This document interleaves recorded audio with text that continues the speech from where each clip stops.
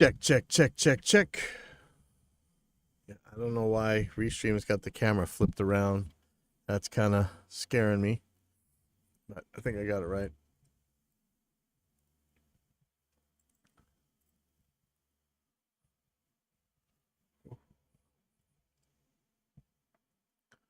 All right, let's go.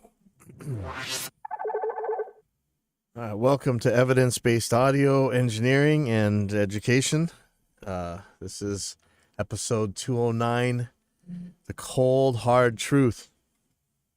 So NAMM's coming up. When is NAMM? When is NAMM show? Hold on.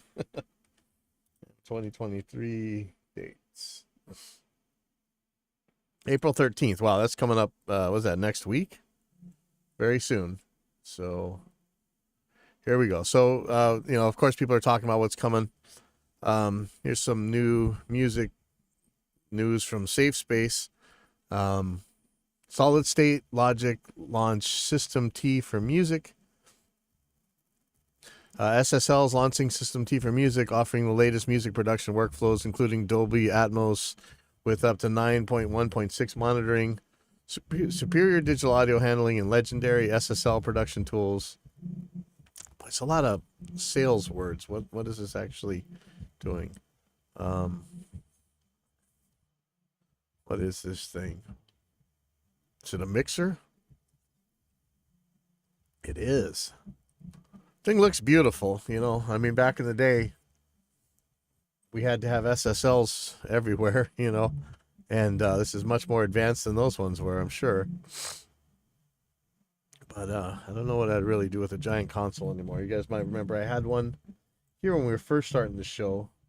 I gave it a couple of tries, one of those big Midases. We just don't use consoles anymore. I try, but I don't even use the faders. But it looks cool. It's a big surround movie mixing thing. I don't know what this will matter for us making records or whatever it is that we do nowadays, making MP3s. Okay. Harrison Consoles introduces Mixbus 32C version 9. New mixer, new sound. I like this, what they have to say. Your best mixes happen when you are in the flow. And how many times have we talked about on here ergonomics and how much they matter to actually getting work done? Every time like I want to record a guitar part, but maybe a string is broken or any major adjustment on the guitar, it just stops you right then and there. So I liked flow. The most important feature of a mixer is the unique ability to work on many tracks at once, boosting a little here and cutting a little there. We call this mixing in context, and is largely this ability to stay in the flow that makes Mixbus stand apart from other DAWs. How exactly? Well, let's see what's new in V9. We've updated the sound, look, and operations of the mixer page. Scroll down to learn more. Multi-bus VST3 instruments. Mixbus 32C now supports multiple optional buses when defined by a VST3 plugin that can create appropriately named tracks. Mixbus informs the plugin about the user's configuration, and the smart VST3 plugins can now adapt when your track signal flow changes. And the new Blonde Bop drum instrument from AVL Drums. I don't know what that means. Does this mean that this DAWs are finally going to catch up to what Reaper was in 2006 or whatever with the actual routing? Upgraded full feature compressor on every channel. A new EQ that's an even more accurate recreation of the 1975 analog EQ circuit. All new gate expander. A new drive button on every channel strip. High pass filter on the Mixbus tone equalizer. 2 tape saturation colors. And master voice compressor. I mean, if you like this program, this is probably really cool updates.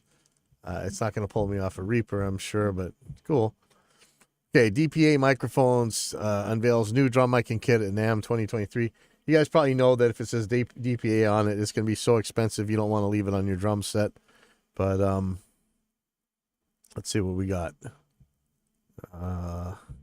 It's scary just how much the cheap microphone kits look like the expensive microphone kits, because this really looks like it. This looks like 3 like 81 style snare tom kind of clip-ons. Maybe a kick drum mic. 3 small diaphragm condensers. Let's see what this really says.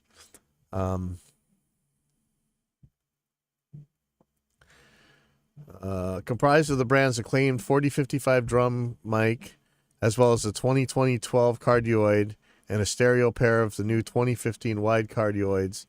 The kit also features 3 of the brand's renowned 4099 core instrument mics, with consideration for durability at the forefront of this solution. Yes, please.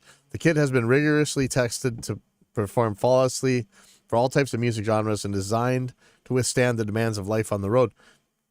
I'm happy if tom mics can withstand the demands of life in the studio. I'm sure this ain't gonna be Joe. Yeah, 3,890 euros. Okay. Well, it's DPA. It's gonna cost a lot. All right. Rupert Neve Designs introduces the new RNDI 8, so it's an 8-channel DI. Not really sure what you do with that, but it says Neve on it, and it's a DI, so I'm sure it's fine. Features Neve's custom designed output transformers. Let's see, 8 independent RNDI channels. $2,000 for 8 DIs. Ooh, I think I'll buy those. What is those $20 or $30 ones that we tested that worked so well? I think I'll take those. But there is a thread, Neve RNDI versus Countryman. I don't care. Okay. Neumann unveils the MT48 audio interface. Okay, now this I am very interested in. Neumann's got their own audio interface. Now, do they get RME to make their drivers, or is this going to be like when a lot of the other super high-end brands make their own audio interface and they end up with Desicon drivers or the Sycon.D, whatever it is? What is this going to be? So let's take a look. So their first ever audio interface, the MT48. It's just hype. MT48 audio interface is the first product with merging technologies inside. Now, is that the one guys who made Pyramix way back in the day? Swiss brand is famous among audio professionals for its expertise in premium ADDA conversion and networked audio. The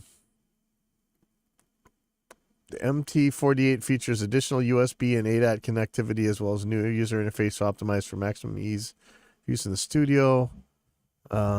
78 dB of gain in the mic preamps. Now that's nice. So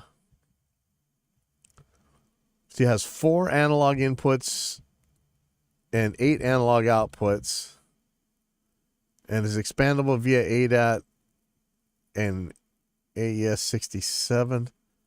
Wait, so when they say 48, they just mean 4 in, 8 out, and you got ADAT in and out, so it gives you another 8 channels, so 12 channels. I don't give a crap. I thought it was going to be 48 channels. Yeah, I mean, really, what's going to matter is who made the drivers. If Desicon made the drivers, I don't care, man. Just go buy one of those Audience or Neumann or Neve or $2,000. They're $1,850 for US for this thing. There's so many products out there with. I mean, honestly, I'd just go and buy the RME Digiface USB. I've got 2 of them. I love them. You're going to get 32 channels rather than 12. I don't know. I'm sure it's cool. It looks like an RME Babyface, basically, for about the same money as an RME Babyface. So maybe it's okay. Really matters what the drivers are. All right, now here's something terrifying. Hush releases AI-powered tool for removing noise and reverb from spoken audio. And I'm telling you, this AI stuff is getting so crazy good. I don't see our jobs being around that much longer, honestly. It's kind of depressing, actually, but this is one of those functions that AI can do that you really just can't. I mean, you give yourself all the time in the world, and you're not going to make it that much better. But some of these AI things where they can just rip stuff out of existing recordings. I mean, way back when Melodyne did DNA, that direct node access, where you could take apart chords and stuff. That's just incredible. And if this thing actually works and can remove noise and reverb from spoken audio, that is amazing. Think of what that's going to do to the podcast world. I mean, holy crap. Does that mean I don't have to worry about acoustic treatment anymore? I doubt it, but kind of sounds that way, right? I originally designed the app to clean up my own audiobook narration after moving into an apartment next to a dog park and a major road. Yeah, it sounds cool. $50. You know, if this thing works, this is awesome. Who knows? First tests are quite impressive. Too bad there's no preview possibility. So the developer's actually up on Safe Space talking to people and responding to them, which is how we like to see developers do. Like, you guys know you can find me on any of these forums, right? You can always get a hold of me. We like responsive developers, you know, of course, with Reaper, with Audio Assault, us. It's not too many, but there's some. So this is really cool. It's the author of this thing is making it. I'd like to try it out. $50, if it works at all. Let's see. Mouth declicker is on the roadmap. So see, this guy was doing some sort of podcast thing. So this is actually pretty good. Okay. So I'm interested in this. I'm going to go over to the Gear forums. This is where we all are hiding out from TGP, the Gear page. They're just full of shill mods that ban you for asking for evidence. So here's so somebody's talking about products and rumors. Mesa Mark 7. Rev said something about new amps, 2 new amps and a pedal, a combo. Line 6, who knows what Line 6 is going to be. They have been quiet. Digital Igloo, who's one of the Line 6 workers who shows up on forums, has said March to April is about the busiest time of the year. I would guess another plugin aimed at a more vintage crowd, a Helix firmware update. Yes, please. Maybe new Pod Go type combo. From Line 6, I'd really love to see some... I still love my Helix, man. I don't want it to ever go away. Synergy, the BE Deluxe, PV5150. I don't even know what that is. Fractal, Neural. Yeah, let's see about what Neural DSP has to say. Let's see if anybody actually has anything in here. I predict a really tame NAM in comparison to previous years. Yeah, it could be. These guys mostly look at the guitar stuff. I think these are just predictions. Fenders is like a Strat. Okay. All right. So let's get to the meat of this one. This was Cold Hard Truth, right? So I'm going to go over to Safe Space, and there's a thread here that really kind of sums up everything we talk about in this channel. It's called The Never-Ending Search for Pixie Dust and Does It Matter? So he says, like many here, I have a nice collection of top shelf gear. A mic collection that could pay for a new car. Yeah, most of us do at this point. Even more money in outboard, plenty of plugins, and let's not even talk about what I've spent on speakers, room treatment, and a ton of other stuff. And let's talk about cables, man. Like, he's not mentioning this, but cabling... You know, back in the day when you had patch bays in your studio, I mean, cabling was so much money. It was more than all the gear you bought.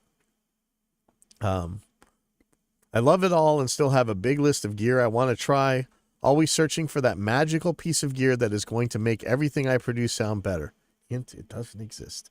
Or at least fix whatever problem I had to fight on my last mix. Now, that's a different story. But it might not be gear. It might be technique. But I have to admit, there are plenty of sub $200 mics that sound great. Tons. And if you couldn't do a record on sub $200 mics, you can't do a record.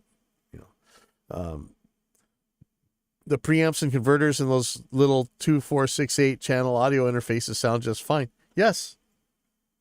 I've been saying that for years. I actually went out and measured them and published the results. So, yes. And every DAW out there comes with a perfectly usable stock plugins for everything you really need. And that's true. There's some little things like auto-tune or drum triggers maybe, but there's plenty of free stuff out there. So what if you could only use stock plugins, an inexpensive interface, and mics that were $200 or less? How big a difference would there be in the end product? Would the average listener even hear the difference? All right, well, you know, on my YouTube channel, there are plenty of examples of using, you know, like those $100 mic kits and cheap everything, and I think sounds fine. My gut tells me in most cases, no, the average person wouldn't notice any difference. Neither would the not average person.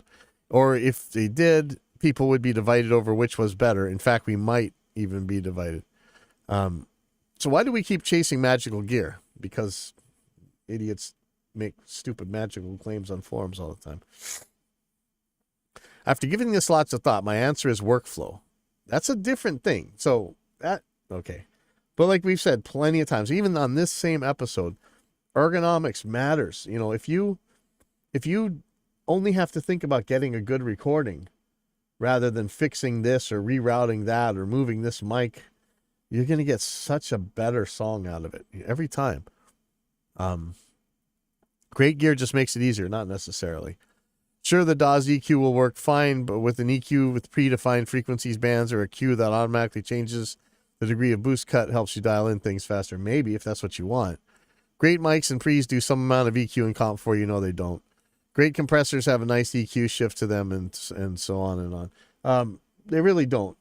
You guys wouldn't be able to, no matter all these audio sommeliers think they can tell the difference between mic preamps, and we've shown so many times that they can't. Full of crap. Let's face it, most end users are listening on crappy systems. Usually at best it's compressed bitrate and bitrate limited streamed audio to a cheap converter in their phone going over Bluetooth to some cheap earbuds. How likely are they to hear the difference between a stock plugin and a piece of high-end gear? Okay, first of all, you're assuming there's a difference. There may be. There may not be. I mean, you know, plenty of plug-in EQs use the same DSP as anything else is going to use. But there's this claim that, you know, more accurate speakers are going to show the differences more. Maybe that's true if there's less distortion and there's less noise or something. And of course the bandwidth matters, but a drastic change is going to sound drastic on cheap earbuds or whatever. It's not like, have you ever, okay, if you really want to try something, put some earbuds in and send your DAW's output to them and just go to like MDA or any of those, you know, free plug-in things that has a frequency sweep and sweep it. You'll be blown away by how much flatter most of your crappy earbuds are than your studio monitors. Go ahead and try it. See, I know that's the stupidest claim you've ever heard anybody say, but go try it and then let me know what happens. And so he says, to finish off, I really believe the high-end gear gets me there faster and I have no plans to give it up. Why do we keep searching for pixie dust? Are we fooling yourselves? Yes, you are fooling yourselves. But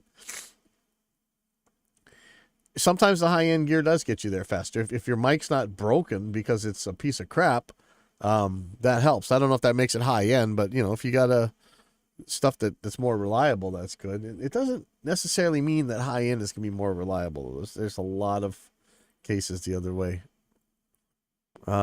Somebody answers, I don't know about pixie dust, but I'm chasing new gear to get the sound in my head, out of my head and into the music that's coming out of my speakers, and because it's fun and because I don't have children to feed.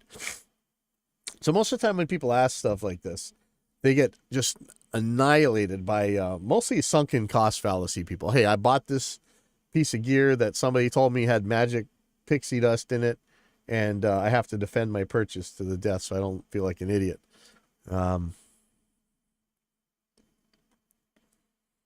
Is he really, if this place hadn't changed its name to Safe Space, this kind of post right here would make a lot more sense. To me, buying new or used equipment is not something I do for the listener. It's fun to buy or try new gear. It literally brings joy to some. Pro audio recording music is a weird hobby. See, that's the difference. It's a hobby. We collect expensive stuff, but we also get to use it to create something new. Kind of hard to explain to people who are more into sports, cars, movies, gardening, etc. I don't know about that. And yes, those pixie dust boxes are out there. I'll keep searching for them. Just too much fun. And somebody says, I have no idea who this is. It's like anonymous. Did they ban this guy or something? Interesting. Wait a second. Where are people's names? Did they get rid of them?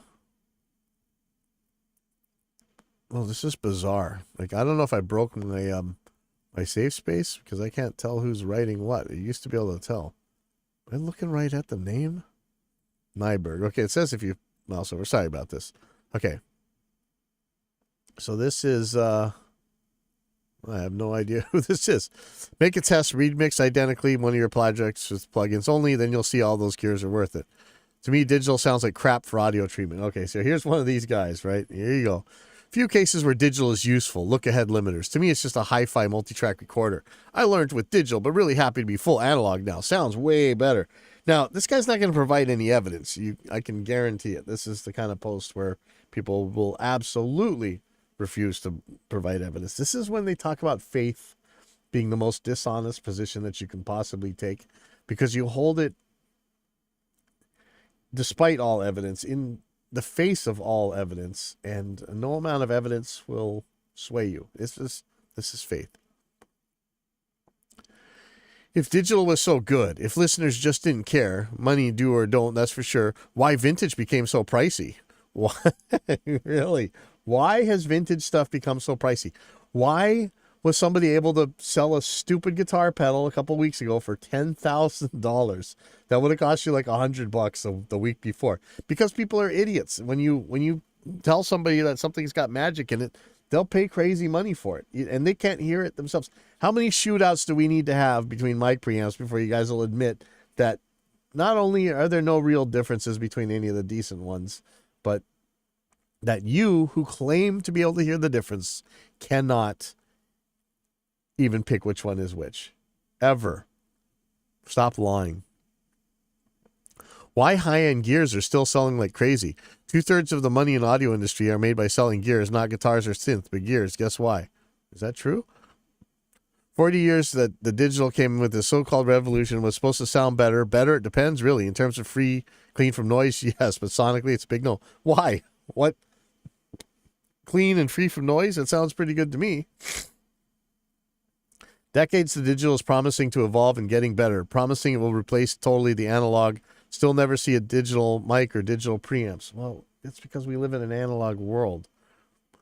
But it won't. We're still using ADDA. Yeah, because the world is analog. Digital is constantly trying to emulate analog, well, only to please idiots like you. And whatever people say is far from being close. Well, since I guarantee you can't tell the difference between one of these capturing, profiling guitar amps, or even the modeling ones in a real amp. I would love to do that ABX test with you. Digital sound, digital, too much treble and always harsh. Really? When it's flat, ruler flat, it's going to be too much treble? Lack of deepness in lows. Wow, now it sounds like Mixer Man, right? Lack of presence in mediums, just crazy harsh treble always. Digital is just a simulation of the real world. That's it, a simulation, not the real deal. Hey, you're talking about recording albums onto sandpaper, and you want to talk about what's real and what's not real? Your analog tape is sandpaper. Well, come on, let's get real.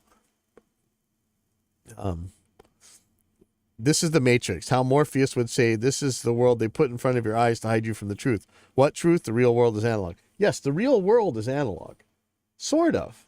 Until you get down to like Planck length and Planck time, right? Then now you're talking about digital. You have the whole point of quantum mechanics is that you have discrete values. So the world really is digital. It's digital at a much finer scale than 24 bits, but it's still digital. Some people are mixing and mastering in the box. Jokers. No problem. We are in a tasteless area of tasteless music. They are making a living by mixing those crappy music. Okay, good. Because I won't do it. In the box or out of the box, same fight. We have those crappy music because people accept money to mix master them. Instead of saying to them, we don't do this, go learn music and instruments and come back in 10 years. I'm getting some distinct get off my lawn vibes with this one, but whatever. Sound engineer have a huge responsibility in the actual situation. Since the 90s, all those independent studios wanted to be pro, ready to accept any job on crappy music to be able to make a living. This is where it leads, let's be honest. Many jokers that come here to show up about this and that are actually the ones that created this situation. Your path is better searching for excellence, quality, etc. Just keep in mind that actually real music won't be exposed and listened to so much. People are fed with crappy music made by boring people. You won't make that much money with good music. Everything will be complicated, long, and expensive. But hey, this is how music will be reborn. In the underground by real passionate and talented people, not from a buzz on YouTube. Enjoy what you have. Do good music. Just don't care of this world turning completely crazy. Just do good music with your good tools. Yeah. Sorry about that. So here's somebody answering. This is the effects. Vintage gear prices have nothing to do with the listeners. It's true. That is absolutely true. Except for, if those one of those chodes, it's like, oh, I'm making an actual vinyl record. It's a simple case of supply and demand. The prices are up because crazy people like you and me have a demand for vintage gear. Yeah, there you go. Now this guy is, whoever that guy is with the no name, let me just see who this is. It's in my studio. No, hey, that's who it is. Okay. Yes, but why this demand? It's not just a fashion. These tools are great. Really? Let's see some evidence for that. Even with the electronic evolution, they're very good. Some very old tools can still provide better sonic than what we do today, believe it or not. Really? Show me. Look, I know some hardware reverbs that I would love to see in a plugin, but that doesn't mean that the plugin couldn't do it much better if we just made that plugin, which we're working on, by the way. I never said it was linked to listeners. I don't care about listeners who are not supposed to not care. All those ideas about listeners are actually pretty stupid. We must be experts of sonic sounds, that's all, and use this expertising to treat audio the best way, that's all. Those thoughts about I should sell every gears because people don't care, no matter they care or not. Our specialty is to provide the best audio treatments possible. End of story. Best is analog. Let's go analog. Why is best analog? Best at what? You ain't best at noise, not best at distortion. You are not best at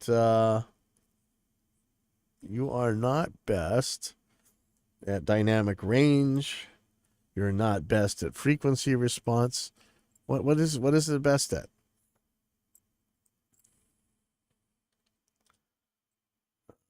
All right, let's see.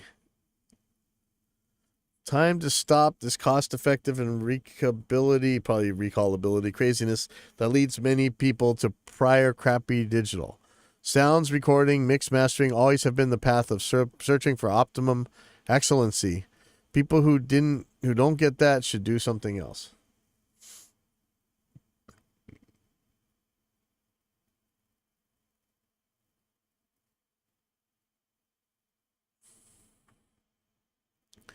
Okay.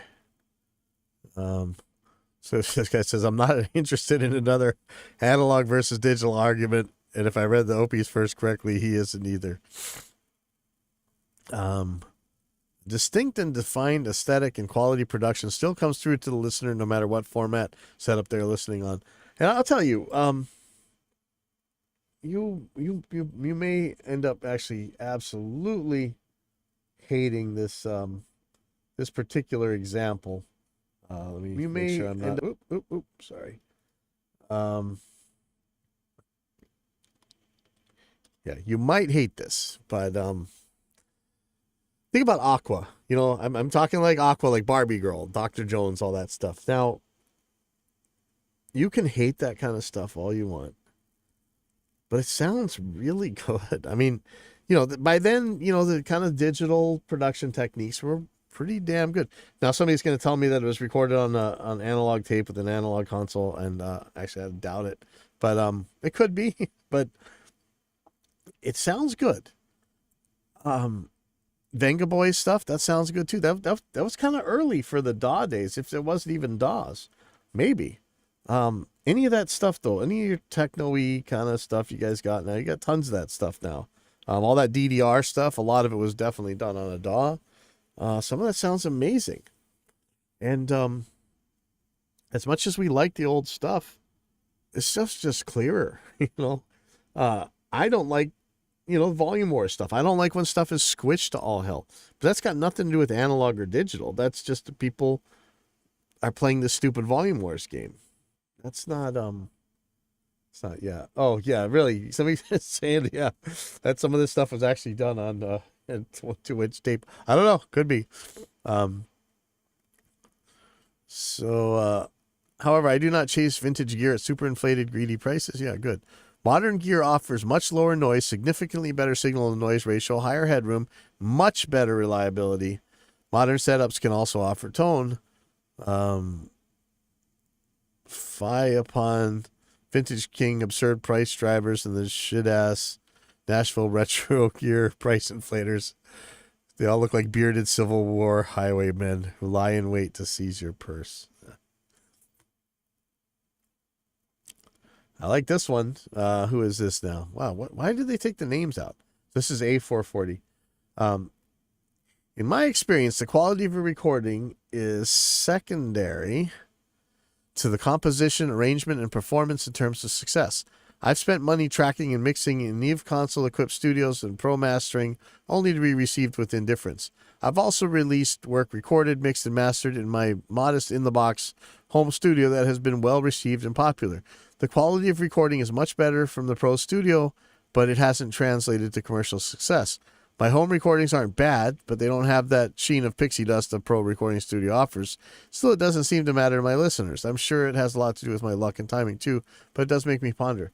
And like always, anytime this kind of thing goes up, I'll just bring up the Misfits, right? Stuff was recorded like crap, and yet people go back and buy that original Misfits stuff over and over and over and over again.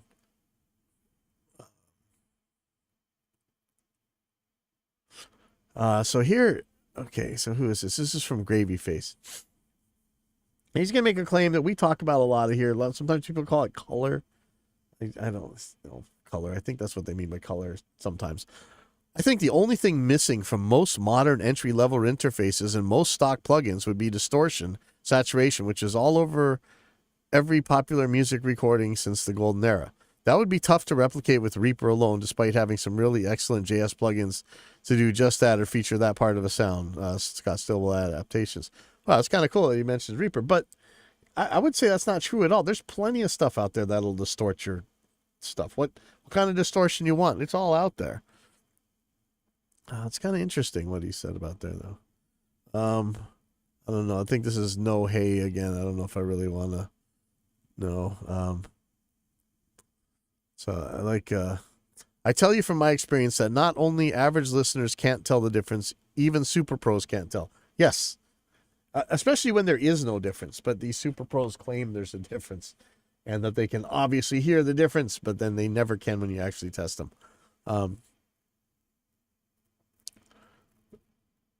Why some care about the delusional myths and chase that sound, whatever that may be, is beyond me. Simple minds falling for prey of lunatic advertising. I can't describe it any other way. Okay, I'm not sure if this is that same guy, because this makes way too much sense. Who is this now? Oh, okay, this is White Axe. All right, I don't know why it doesn't show the names. This is so weird. But that's definitely true. And these victims swear they can hear the difference because they are more sensitive to these things than the average idiot producer who uses stock plugins. On the one hand, facepalm. On the other hand, snoozing on the third hand. Or laughing on one hand, facepalm on the other hand, and snoozing on the third hand. The solution could be to learn some things about physics, stop lying to oneself, make music, F all deranged opinions. But who am I? I am an illusionist. I make air moving. Yeah, there you go. Somebody's responding to the real world is analog with, no, the real world is the real world.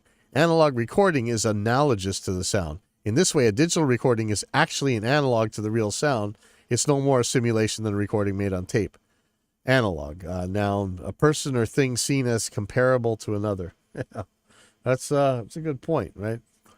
Once sound goes through the diaphragm of a microphone, it ceases to be real and becomes an analog of reality, whether the capsule is digital or tape. They're both simulations, just different kinds, neither better nor worse than the other. I don't know that, well, I don't know that I'd go that far, but okay.